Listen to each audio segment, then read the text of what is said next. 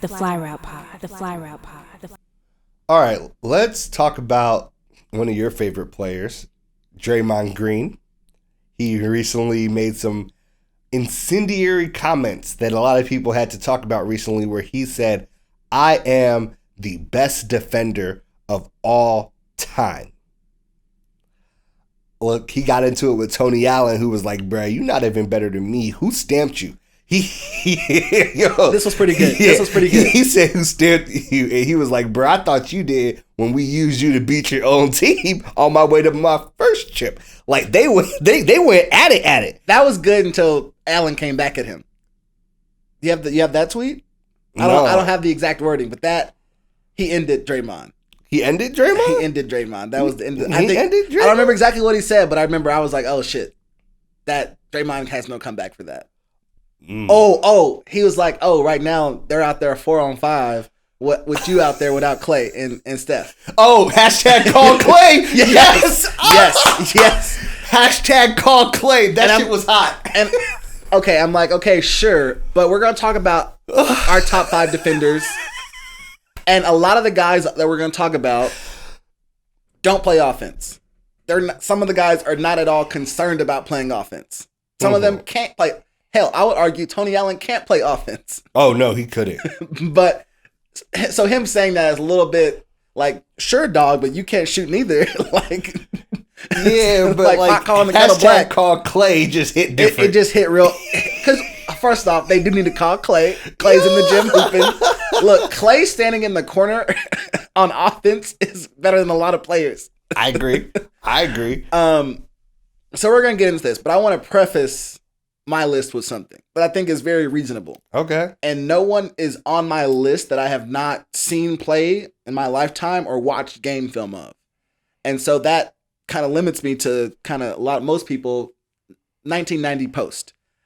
We know a lot of the 80s games, or maybe some people don't know, a lot of games from the 80s, especially before Magic got into the league, were not live, and they don't always have all the stats, etc. And they're hard to find, especially games before 1970. Like, you talking about trying to find a Bill Russell game? Impossible. I had to give Bill Russell love, because for all Bill Russell's accolades, we keep pretending like this nigga did not exist. He didn't win 11 rings and 2 as a coach, and stop Wilt. He locked down Wilt. Look, he's great. He has the highest defensive win share in NBA history. But I can't say I've seen 2 minutes of tape on this man. Look. Eventually, we're going to have to give Bill Russell some love. I want to give him love. The shit he's done. I just can't do it personally. I can't say like, "Oh, I've seen him do X, Y, and Z." I've heard stories. The legend is large. He deserves love and respect, and to be a 2-time Hall of Famer, basically. But I can't personally be like, "Yeah, he's the greatest." I've never seen him play defense. Okay, but then who? I put him at my 1 spot just because at some point he needs to get that respect. I want to know who you put in your 1 spot instead. Dennis Rodman. Ooh. And I think there is a strong argument for why. Number one, it's the length of his reign. He has 2 rings in the late 80s with Detroit, back to back. Leaves Detroit, has a little bit of a, some people would say meltdown or breakdown, but he would say becoming himself. I don't think it was a meltdown or a breakdown, bro. I don't. Some people, I don't either. Some people would say that. I think he's just becoming himself and comfortable with being who he was, and doing wild things, Carmen Electra and all this shit. Look, it seemed to be very effective in Chicago when they let Dennis be Dennis. Dennis became Dennis again in Chicago and had another 8-year run where he was one of the 3 best defenders in the NBA at a time where there was tons of great defenders in the NBA for a decade plus, and ended up with 8 rings for it, and was a key 2 in Detroit, 6 in Chicago. Was he there for the first three-peat? I believe so. I believe he comes to the first three-peat along with like Horace Grant, etc., and that helps him get over the top. I'm pretty sure.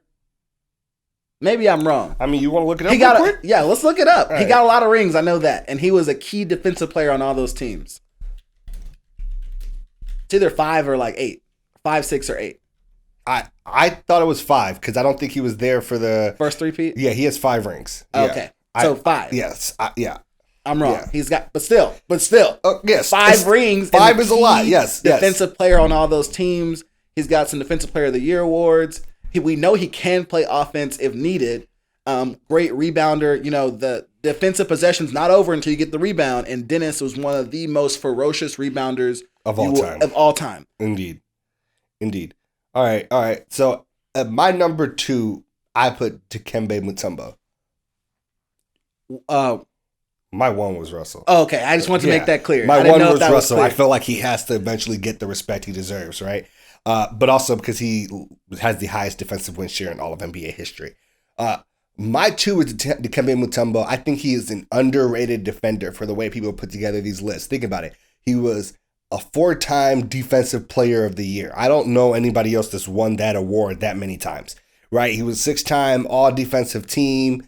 Like, of course, we all remember him like the finger wave, yep. second in blocks all time. If you're a Chicago lover like me, you might remember the time Jordan dunked on his shit, had to give him the wave back. But still, look, dude was a ferocious monster. Grab the boards, block the shots. You don't win DPOY 4 times for nothing. You're absolutely correct.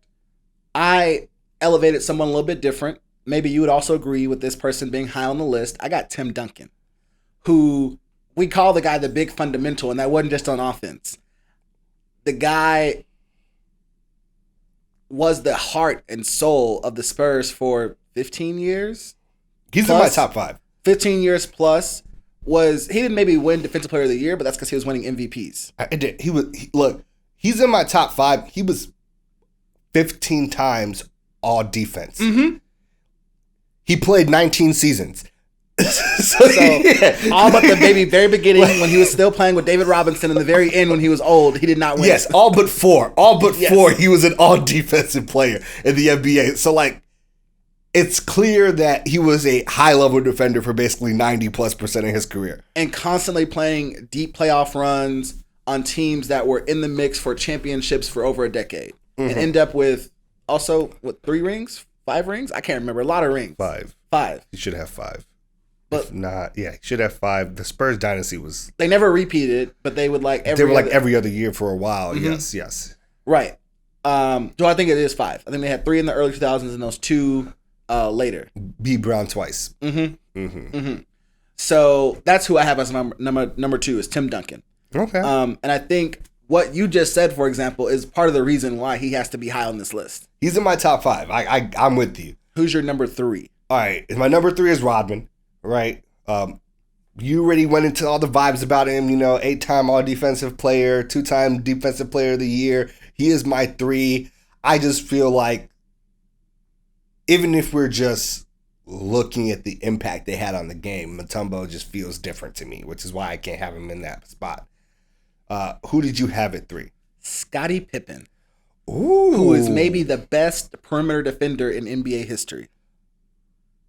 Okay. I think Scotty is very underrated for his defense. He was the guy on the Bulls teams along with Dennis who was doing the dirty work. Look, I love Scotty Pippin. Scotty Pippin was a great defender, but he also played with MJ in those early years where they were winning the chips, and he played with MJ and Dennis on those later years where they were winning the chip. Yeah, and Dennis guarded the big men, but Pippen had whoever the guard was. Go back and watch the 91 finals and watch Pippen guard Magic full court, press defense all the way up and shut Magic down. Now this is older Magic, but this was before he retired the first time. So still a good player, still good enough to be in the NBA finals and lead a team there, and still has pieces around him, and Pippen is locking him down. And this is maybe more of his is just pure athleticism. He was so athletic and long that it helped him be a good defender on the perimeter, but I think he's got to be high on a lot of people's list. And maybe people don't give him enough respect. He's top defense. 10 for me, just not top 5. Okay. Just not top 5. So that was who you had at 3? Mm-hmm. All right. So for 4, I have Kevin Garnett. A man whose name needs no explanation. I'm not even it's KG. He's my number 5. He's top 5. It's KG. It's verified.